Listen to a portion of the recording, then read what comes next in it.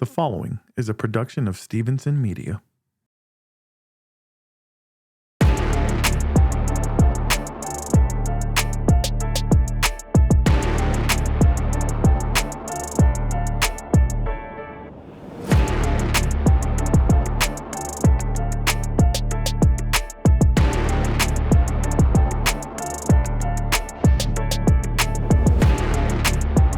What it do, H-Town? I am Nick Stevenson, the president of Houston Sports. He is Ruben Calvillo. They call him Mr. 713. And when you put us together, you got the best damn Houston Texans podcast in town. Welcome to episode 22 of the Twin Toros podcast.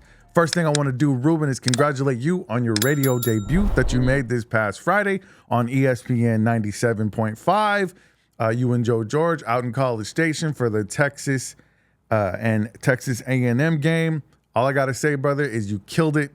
I know it's been a long time coming, man. I just want to congratulate you, and I know your fans are super excited and happy for you. Yeah, man. And, just shout out to ESPN allowing me to go on there and, talk for 4 hours. And shout out to our guy, Joe George, man, for giving me the opportunity. It was fun. The food was great. The alcohol was good, too. Yeah, Just buddy. a long drive back at the end of the night. Yeah, man. Let's get a couple of gigs down the street over by the Galleria. Let's do it. Let's do it, man. So I'm super excited for you, man. What a dream come true, man. I told everybody when we were on Rock the Mic, just the 10 minutes that I was on the radio, talking to Joel Blank and to Jeremy Brunham, that was one of the coolest things I've ever done, man. So for you to have that opportunity, I know it was, like I said, it was a long time coming, a dream come true for you. I'm super excited for you, man. And I hope we both get an opportunity to do it again. So here we sit. And it's a privilege to be doing this show, 22nd episode on the ESPN Houston 97.5 YouTube channel. We're going to be talking about a Texans win for which is, 4 out of the last 6 games they had lost, man. So it's been a tough stretch. And I don't want to complain about a win, but the Texans squeak out a 23-20 win against the Jacksonville Jaguars. This was a game, Ruben, where we saw some promising things from the offense. Your boy Bobby Slowik got faded up. I don't know if you noticed. He's listening because, he was willing to go out there. We could go ugly as hell. He's got to be listening to the Twin Toros, man. He got faded up a little bit. Unfortunately, in return, we saw some bad habits creep back up for this defense. Now, I'll get into it later. There's some benefit of the doubt that we can give the defense. But, Ruben, when I said last week that this team is mediocre, this is why. It just seems like the few times that the offense is on point, we see some problems with the defense. Or if the offensive line is playing well, the defensive line in this game, they didn't get a single sack. It's just we haven't seen them put a complimentary football game together for 4 quarters. And that's the only reason. I know this defense has elite potential, and they have been elite at times. But as a whole, this team, and they proved it by squeaking one out against the bad Jacksonville Jaguars team and Mac Jones, they're just okay overall, what I would call mediocre. But what are your thoughts on the win, and how are you feeling about the team overall going into the bye? Yeah, no, you survived Jacksonville. Who would have thought Mac Jones would have been dicing up the secondary? But after what we saw from, the Aziz Al-Shaair here, we saw the entire Jacksonville's team just turn it up a little bit. So maybe that factored in. Before that, Jacksonville offense was lifeless, and then boom, big moment happens. But you get a must-needed win, a win where you find yourself top of your division once again. And Indianapolis, they won against the New England Patriots. So you are still in a race here. You get a much-needed bye week. And like you mentioned in the intro, we saw some good signs about this Houston Texan offense in the second half. You could say they awakened. They put up 17 points, 2 touchdowns, and a field goal. If you could get this consistently, if you can get this for 4 quarters, we know what the defense can give us. Then we are talking entirely different about this Houston Texans team. Yeah, for sure. For sure. I'm glad you brought up the Aziz Al-Shaair hit, because I put that in my notes, man. I thought that really galvanized the Jaguars, and they were a different team after that hit. Absolutely. And so Aziz hurt the team in more than one way. Number one, part of the reason I think that the offense of the Jaguars was able to dice up the defense a little bit is because, Al-Shaair is a captain on this defense. He's probably their best middle linebacker. So him not being on the field hurt the team, but also the fact that I believe he motivated Jacksonville after that hit. And I want to talk about the hit because there's been a lot of discussion about, was it dirty? Was he trying to hurt? Was he trying to hurt Trevor Lawrence? Should Trevor Lawrence have protected himself better? Should Trevor Lawrence have even been playing in this game? There's been a lot of those conversations. If you don't mind, man, really quick, I want to read the statement that Azeez Al-Shaair put out after the fact. He said, "I've always played the game as hard as I could, never with the intent to harm anyone. And anybody that knows me knows that. My goal is to hit you as hard as I can, and then I pray you're able to get up and play the next play. And when the game is over, go home to your family unharmed because it's not personal. It's just competition. We are both trying to do the same thing, which is provide for our families. I genuinely didn't see him slide until it was too late. And it all happens in the blink of an eye. To Trevor, I genuinely apologize for what ended up happening. Before the game we spoke and I told you how great it was to see you back on the field and wished you well. I would never want to see any player hurt because of a hit I put on them, especially one that's deemed late or unnecessary."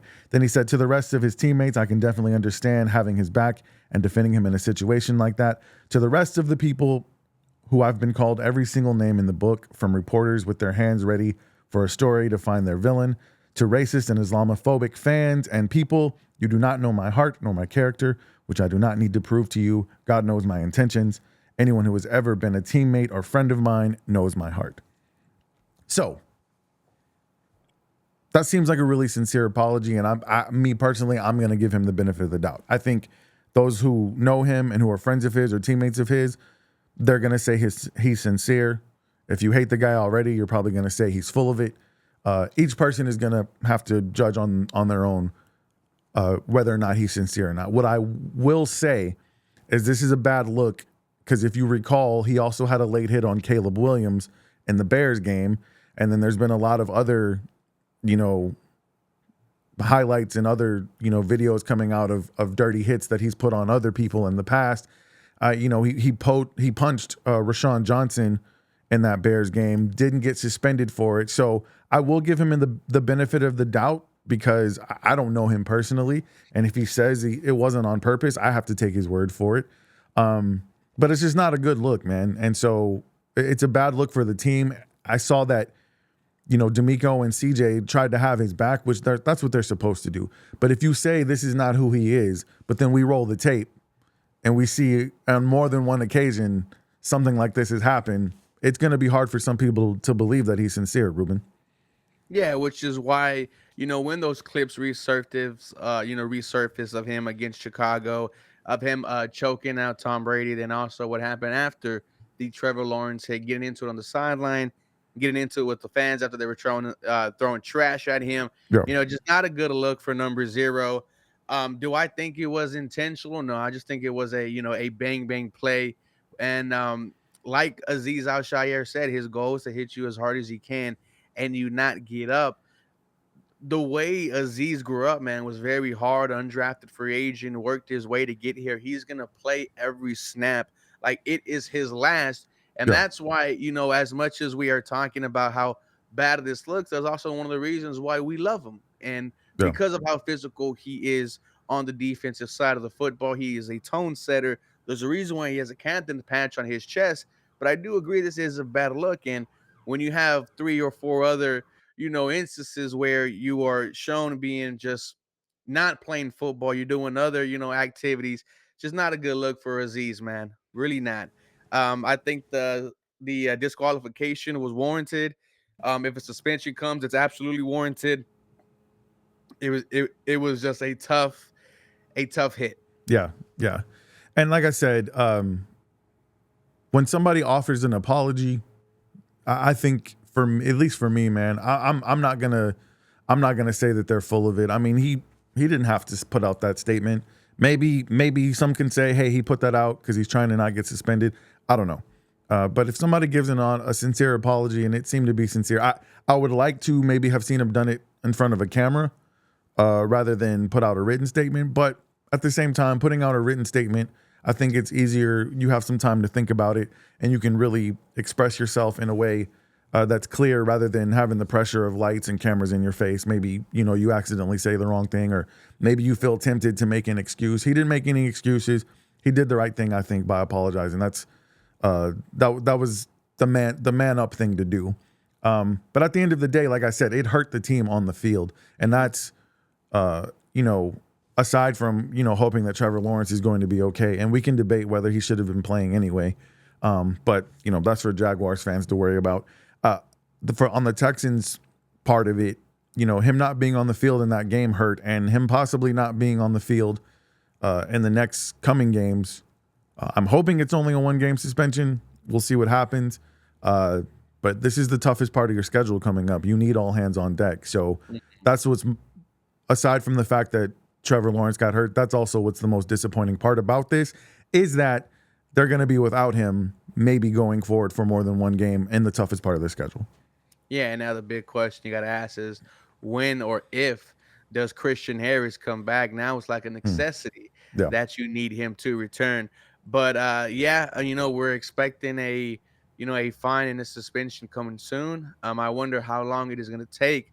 But seeing the reaction from the NFL world is insane, and you're seeing both sides of the argument, right? That Trevor should have slid earlier, quarterbacks testing the line, and then you see where we are making rules to protect these guys. Yeah. So you should know that if an instance like that could happen, you're gonna get the flag thrown on you, and maybe even more. Um, it's just a horrible look, man. But Yeah. just want to wish Trevor Lawrence, the healthiest of recoveries, speediest of recoveries, man. Yeah. When you see stuff like that happen, it's not a fun watch. And when we saw it live on our stream, we were just kind of in shock that happened also. Yeah. And we're both Texans fans, but we're not going to make excuses for something we think is not right. And I like I said, I don't think Aziz is a bad dude. I don't think his intention was to put the quarterback out of the game. And, the Twitter spaces, the social media spaces, man, that is where that is like where the lowest of the low reside. So I saw everything from people telling the Jaguars players they need to end CJ Stroud's career, end his season.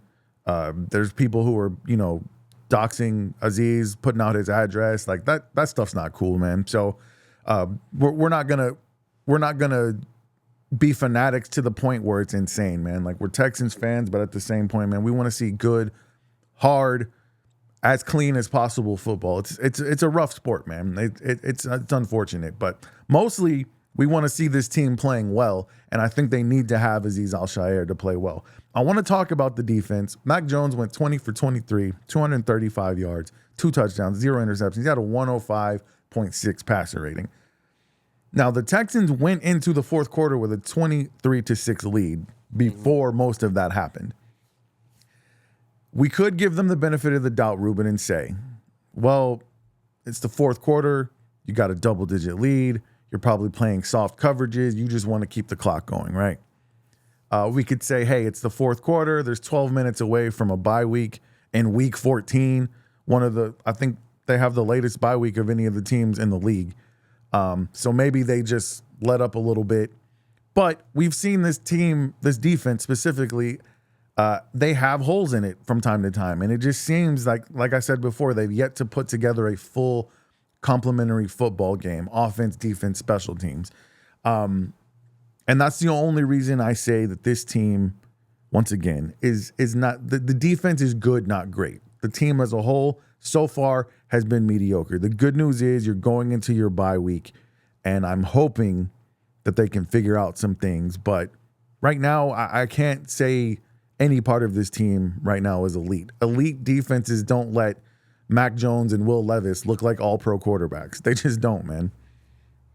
No, yeah, 100% agreed. The bye couldn't have come at a better time. This team has been playing football since I think they mentioned since the Hall of Fame game, all Yeah, the way back in the preseason. for sure. Then it was training camp, and so these guys deserve a rest. They needed a rest. They did build some momentum. I have no doubt that the defense could bounce back from these last couple performances, right? We know their resume this season has shown us that more times than not, they are a pretty good For defense. sure. Um, with the offense, right, where you build a little confidence, is seeing what the hell happened in the second half. Hmm. And that was good blocking from your offensive line. That was your quarterbacks not making mistakes, maneuvering in the pocket and delivering some pretty good footballs. It was Very few Nico penalties. Collins. Yeah. It was Nico Collins being the best wide receiver, one of the best in the league. And then Joe Mixon just not letting the Houston Texans let this one slip away. A big run on 3rd and 4 to finish it. He had to run early to get the first down. IQ by Hmm. him going down instead of running out of bounds to keep the clock going. Yeah. Uh, Great job from this Houston Texan offense in the second half. Where has this been all season? Can you grow from this? Yeah. Joe Mixon is the MVP of his team, in my opinion, for this season. And like you said, man, just high IQ. He can turn nothing into something. Sometimes he turns nothing into everything. I mean, that there's a couple of plays where he should have been down well behind the line of scrimmage and turned it into big plays. So the offense, CJ had a good game. 22 of 34, 242 yards. He got a touchdown, no interceptions. The offensive line got the game ball, Ruben. I know that CJ Stroud was sacked twice, but in my opinion, both of those sacks were kind of on him for holding onto the ball too long. Other than the very first play of the game where, the linebacker comes through completely unblocked, and it was nervous time because it looked like CJ might have been injured from that. Other than that, I thought they did a really good job and they earned that game ball. The question is, in your mind, we're going into the bye week now, and we've all known that you've been saying the entire time going into the bye week that they need to have somebody else calling plays coming out of that bye week. Do it. Did Bobby Slowik and his fade, did he get the heat taken off of him with this performance, or are you still looking for them to make a change? Look, man, when they come out of was this bye week? crispy, but no, right? Because what did you see in the first half? You saw only 6 points. Mhm. So I like that we did score in the second, but what happened in the first half, right? Statistically, the Texans are 4th best in the NFL in quarters 1 and 2. I think it's time to make a change if they are going to make a change. You have a bye Yeah. week coming up. Then you got this tough 3 games in 10 days. This could be the last spark of energy that the Houston Texans could potentially need to get this going. Yeah. And I think that, let's say we're doing our daily things and we get the notification on our phone. Bobby Slowik relieved the play calling duties, team going with Gerard Johnson. We are saying, all right, let's go. The energy is at a 10. Let's see what the hell this offense can do. We now know you can score in the second half. Can you do it in 4 quarters? Yeah. The unknown about whether or not Gerard Johnson is capable of doing this, that wouldn't bother you? That wouldn't bother you? Well, look, what could realistically happen is the offense still have these struggles, Mm-hmm. right? The O line is still bad. They have been playing better, but I know what this offense is. So if they go out there and play the exact same way, would it surprise me? No, but it's the fact that you did something, that you tried to do something to get back on track and, build some momentum.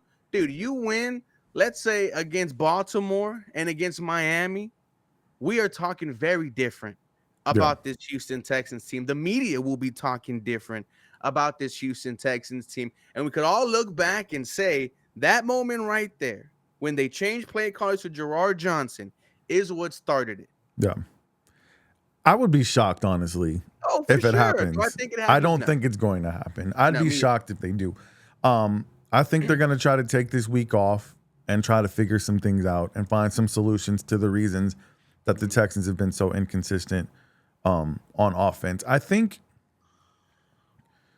offensively, I don't really have a problem with the play calling. Here's the reason I think. Well, I might be contradicting myself now. Here's the reason I think they only scored 6 points in the first half. I think Bobby Slowik tried to get too cute and do the opposite of what he normally does. They threw How the many ball. times have we said that all year? They threw the ball a lot in that first half. And here's the thing. I kind of liked it, though, because how many times have we complained about them running the ball on first down, being predictable? So I thought it served 2 purposes. I think he tried to be a little bit unpredictable. And I think after the bad game that CJ had, I think he wanted to try to instill some confidence in him and in this offense. And they did move the ball at times. They just weren't able to, finish those drives. And so I'm still on the I still have the opinion that Bobby Slowik should be able to at least finish out this season. Give him the bye week, see what happens. Come season's end, reevaluate everything. I just feel like making a change this late in the season is more chance of it being a bad thing for this team than a good thing. That's just my opinion. And I think that the Texans feel that way as well, because I don't think they're going to make a change. Yeah, I don't think so either, but I think I disagree that it might be worse. We're still talking about a Houston Texan offense that has yet to play a full 4 quarters of football. Yeah. And in the first half, it feels like every time, a play wasn't, 3 yards, 4 yards, the entire drive was going to stall. In the second half, they were overcoming adversity. They had better success on the ground. Their big time players showed up. And it's like, if it's not Nico or Mixon or Stroud, like if one of those three are not going as the other two, this offense is gonna fall apart. Yeah. His offense is so dependent on Joe Mixon, on CJ Stroud, on Nico Collins. We make it harder on ourselves. Now, what I do like what Bobby Slowik was doing was getting more quick passes to Nico Collins, letting him utilize that Mm-hmm. yards after the catch. Let's see more of that going forward. That's where I Yeah. say, you took some baby steps. But if we both know that Bobby Slowik potentially is not going to be calling plays next year, and you think that you have the guy, which is why you gave him a big pay raise to stay one more year, then why not give it a shot? Your offense can't get any worse. Yeah. It's still one of the worst in the league. Why not do it before you have? We've talked about this 10-day stretch for weeks now. Yeah, for sure. Dude, it's and right now when you look at the Chiefs, they don't scare you. You have said all year, Baltimore are frauds. Mm-hmm. Miami, suspect, right? They're all three gettable. They're all three gettable. And Mhm. right now, from what we know from a Bobby Slowik offense, is whatever half you're gonna get nothing, and the other you're gonna get some Yeah. points. Yeah, for So sure. why not just make a change and see if something shakes? Other teams have done it. The Lions did it a couple of years ago, late in the season, Yeah. to Ben Johnson, and now we're talking about him being one of the best offensive minds in this league. And Do you I know if wish Gerard Johnson's ever called plays for any team before? I don't know. I just know that he's been interviewed many times Yeah. for offensive coordinator. I don't remember what he was doing before he came to the Texans. I don't remember. I think he might have been working on the A&M staff back when Mike Sherman was there. Anybody can correct me if I'm wrong. I think he was. I think that's been his come up, is being assistants for in college before he came to the NFL.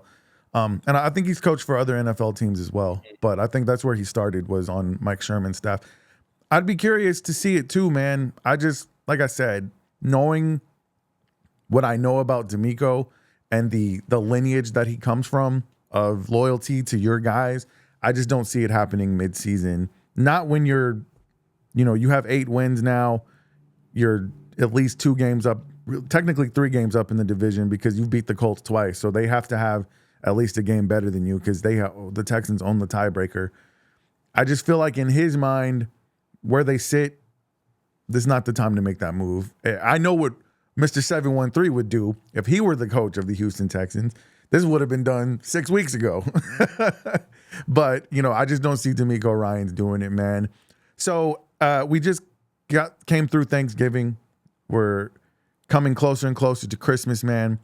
I want to know what your Christmas wish list is for this Houston Texans team on the last 4 weeks of the season coming out of this bye. What are you wishing for to see from this team heading into, hopefully, a deep playoff run? Let's see. I'm gonna ask Mr. Santa for a change at play caller. Mm-hmm. Let's go to Gerard Johnson. Any moves on the offensive line? I don't know. Maybe I think Harley had brought up moving Titus to left guard, having Blake Fisher be our right tackle. Maybe you make another offensive line move to kind of beef it up. for the final home stretch. Let me ask you one thing before you keep going. Do you move Juice back to center, or do you No, take Juice out? no, I would take Juice out. I Okay. would take Juice out. Fortunately, the year two for him, hasn't been that well. So that's it. That's my wish list, man. And just being healthy. Yeah. Just being healthy as you get into the playoffs, because you're gonna make the playoffs, and then it's anyone's game. So Yeah, for sure. On my wish list, that's the first thing I put. I hope the Texans are healthy. I hope Aziz is only suspended for one game, because I think maybe you're okay in the Miami game without him, but going up against Kansas City and Baltimore, even though, like I said, I think both of them are gettable, you want to have all hands on deck, and if they're going to be gotten, you got to be playing your best football, and that's really what I'm hopeful for. I'm hoping they come out of this bye week playing the best football that they've played all season long. And that this coaching staff, like I said, they take this time to find some solutions to these inconsistencies. You got the week off. I don't know if your mind needs rest, rest your mind. If your body needs rest, rest your body. I just want them. need it, bro. We've been going 22 episodes. Yeah, man, for sure. I was gonna ask you about that. Are we taking a bye week, or are we gonna do a show next week? No. Let's keep on talking, Let's man. keep We're gonna doing have it. to talk about the how we feel during the bye week, right? Absolutely. And we're gonna have to talk about whatever happens with Aziz. That's gonna be important. And then I think we'll have an opportunity to break down these last 4 games a little bit more once we have a chance to kind of sit back and look at the big picture of the entire season. So I'm really looking forward to doing that, man. It's crunch time, baby. It's the fourth quarter. It's the time. fourth quarter, like you said. So let's make a change. Let's make a move. Let's get a spark. Yeah. Let's get something going for this Houston Texans team, man. I'm tired of, even after wins, having to see so much negativity in the spaces, man. And I get it. Like this team has not lived up to the expectation that I think a lot of people have. I asked this question on my show, and I'm actually going to be writing an article in the Dream Shake about this, just taking a different angle. Do you feel like the Houston Texans are still H-Town's favorite team? Or do you think the Rockets are creeping up in that conversation? Don't give me that bull. And I'm seeing all the you know what? And you're one of them. You disgust me, Nick. What did I do? You disgust me. You are one of those fans that will say, well, at least the Rockets are doing good. That's the vibe I get. And you probably already I've never said that. Never said that. Despise people like that. And the reason why I say that, right? My roommate during the stream was so upset. Goes to his room, puts on his Rockets gear. Oh my goodness. Okay, that's extreme, bro. Talking about, I can't wait to watch the Rockets tonight. I can't wait to watch the number 2 seed. And he missed the first quarter and a half because his ass was asleep. Look, man, that is not me. If you guys watch my show, people always want to prey on your downfall. Yeah. Go back just 2 years ago. We know how bad it was with Steven Silas. Yes, but we know listen, how horrible it was. I need better effort. Get out of here with that, Rockets fans. Listen, don't forget that your team was just as sorry as ours. Probably sorry longer than our rough stretch. So, however, the Rockets are playing fantastic basketball right now. Yeah. Alperen Sengun has definitely become that guy. Jalen Green as consistent as they come. However, when you have one superstar, it's clear who's Batman. It's clear who's Robin. Yeah. The Rockets have been very, very impressive. And listen, this is what I said on my show. Should you be supporting? I said you should be supporting the Rockets, but not at the expense of the Houston Texans. And this is more of an indictment on Houston fans as a whole, is that we do this. Like, first of all, in my opinion, the Rockets will never be the more popular team in Houston because Houston is a football town. However, oftentimes, man, too many times, fans get in their feelings about, oh, well, the Texans are not meeting expectation that I had. Right now, the Rockets are exceeding expectations. So the Rockets are hot right now. They're the darling. But I guarantee you, if the Rockets go on a 5-game losing streak, it's going to switch just like that, bro.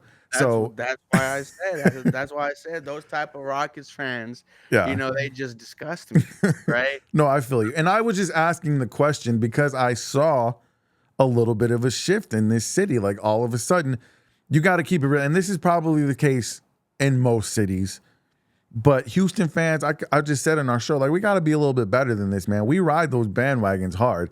I was going to the Astros games when you could spray a fire hose into the stands and not hit nobody. I was going to the Astros games when it was free for yeah, kids. they were giving away tickets. They were telling you to come. They were giving away beer, giving away hot dogs. It was crazy because they couldn't get nobody to come there. And only time that place would be filled back then is when the Rangers came into town. And all of a sudden, those Rangers fans, I guarantee you, in 2015, they turned into Astros fans. It's a whole nother discussion to have. But I was just wondering how you felt. Bandwagons, that's what I call them, Nick. Yeah, for sure. Exactly what I just felt the temperature in this city changing, and I just wanted to get your take on it. Because look, I know you. Okay, let me ask you a question. Let's say the Rockets win an NBA championship and the Texans win a Super Bowl. Whose parade's going to be bigger? Probably the Texans. It's still a football town, man. And Houston will forever be a football town. Yeah, forever. And once this team starts acknowledging that and playing, bro, that's why we were saying this is a new era of Houston Texans football. How excited were we for the new uniforms, right? Mm-hmm. So I understand it. Hey, listen, when you haven't met the expectations that you had, you're going to get people like this, right? Dude, I have now people in my stream. As soon as the game starts, we're going to lose. We're going to lose. We're going to lose. I don't like that. I don't like that. Like, you forget, and I talked about this on my show too. They gave D'Amico Ryans a 6-year deal for a reason, because his job was to come in here and change the culture of this team. And in his first year, honestly, man, we have to be honest, the Texans overachieved, man. And so, yeah, that raised that expectation. But I talked about how, Mike Tomlin hasn't won a Super Bowl in 16 years? But he's established a culture where he is. And it's going to go, that culture that he's established will be there long after he's gone. The same with the Baltimore coach, John Harbaugh. They haven't won a Super Bowl in 11 years, but there's a culture there. And that's the type of thing that the Houston Texans are trying to build with D'Amico Ryans. And so everybody who's calling for his job already, I've seen Houston Texans fans calling CJ Stroud CJ Fraud. Like, this is insane. We've got to be better than this. And that's one of the reasons I asked the question, is because a lot of Houston fans will turn their heads in a heartbeat, man. Like, as soon as the Astros are good, it's an Astros town. As soon as the Rockets are good, it's a Rockets town. Like, here's the thing. Embrace all of our teams. It is a great time to be a sports fan in the city of Houston. The Astros have been one of the most dominant teams in baseball for a decade. You've got young Texans team, a young Rockets team. We are entering what could be the golden age of Houston sports. Embrace all the teams, man. You don't have to. It just goes to show you, bro, how much of these teams we watch. Like I said, I was there for Biggio and Bagwell and Berkeley, right? I was there when it was Goran Dragic and Omar Ashik, playing 4 nights in a row. Yeah. And, and I remember the Houston Texans when it was Matt Schaub. So it just goes to show, man, people who watch all of Houston. Yeah. We rep H-Town. H-Town as a whole, 10 toes down. There's no war against them. People get it. People don't. And what's sad is there's a lot of people moving into Houston who don't have that H-Town mentality. Yeah, for sure. For sure. I'm excited, man. I'm excited for the rest of this season. I'm excited to continue doing this show with you, man. Once again, congratulations on your radio debut. I hope to have the privilege to do so very soon. We got the holidays coming up. Somebody, it's getting cold out there. Somebody might call in sick or something. Holler at your boy, ESPN. That was me, bro. I was coughing down. Yeah, man. Holler at your boy, though. If somebody needs a fill-in, man, just it's a privilege to be here, man. It's a privilege to be doing this show with you, Ruben, and I'm looking forward to continue to do it. If you're supporting us on the ESPN Houston YouTube channel, I want to remind you that we also do this show on Ruben's channel, 713 Houston Sports. I'm going to put his link tree in the description of this video. Follow him on all of his socials. He does daily Houston Texans content. We all know where his heart truly lies. Daily Houston Texans content on his channel, and he's the best at it, man. And like I said, it's a privilege for me to be doing this show with you. Who else has this shirt right here? Look at this. Oh, what it do? Look at this. Was that 2005? 2005 National League champions. Yeah, and it's faded too. Talk to me about ball. You watch I ball love here. it, man. I love it, man. And you guys can find me on Houston Sports State of the Union podcast. I will leave my links in the description. I do a weekly Houston Sports State of the Union where I take the temperature of all three of our major Houston sports teams. Every now and again, we'll throw in some Dynamo, throw in some U of H, you know. So I really enjoy doing that show as well. I hope you guys will subscribe to my channel and join me for that on a weekly basis. And I hope you guys keep rocking with us on ESPN every Tuesday, 7:30. We are not going to have a bye week. The Twin Toros will be here next week, so you guys tune into that. And you guys please catch our show on the 713 Houston Sports. Ruben, give the people something they can hang their hopes on in this Christmas season. Hey, you got something going in the second half. Let's build upon that. Baby steps, ladies and gentlemen. And we don't know, what this could do mentally for the Houston Texans team, right? We went a long time, many games this year without a touchdown in quarters 3 and 4. You got 2 of them. Maybe the monkey comes off your back. Maybe these guys feel like as soon as halftime's done, and they can still play some good football. And let's get it right back on track, man. And I've said this the past 2 weeks. You win 2 out of the 3. This is an entirely new Houston Texans team, and watch out. Yeah. You got 4 games left with an opportunity to win more games than you won last season. And what everybody will probably agree is a more difficult schedule. Do the Houston Texans look like world beaters this season? No. But let's take a look at the big picture. 8-5, 2-game lead in the division. Have still, despite everything that's happened, they still have an opportunity to do something they have never done before. If they go into this postseason playing their best football, I've said it a dozen times, I don't care what the record is. If you go into the postseason and you're playing your best football and you win 2 playoff games, this season is a success. If that doesn't happen, guess what? They get to play again next year. I'm not gonna fall off this bandwagon just because the Houston Texans maybe didn't win the Super Bowl in year 2 of DeMeco Ryans, man. I said it before. He's trying to establish a culture. I believe that culture has been established. And I'm riding with the Texans, man. H-Town till we drown, baby. All right, man. So I'm going to get us out of here. We hope you guys will join us on 713 Houston Sports. I believe Thursday is probably going to be when we put that video out, Ruben. Yeah. All right, we'll put that video out on Ruben 713 Houston Sports channel. Make sure you guys subscribe to that. And then we will see you next week on ESPN 97.5 YouTube channel at 7:30 on Tuesday. In the meantime, you know what we want you to do. We want you to stay 10 toes down for the H. We love you. Good night.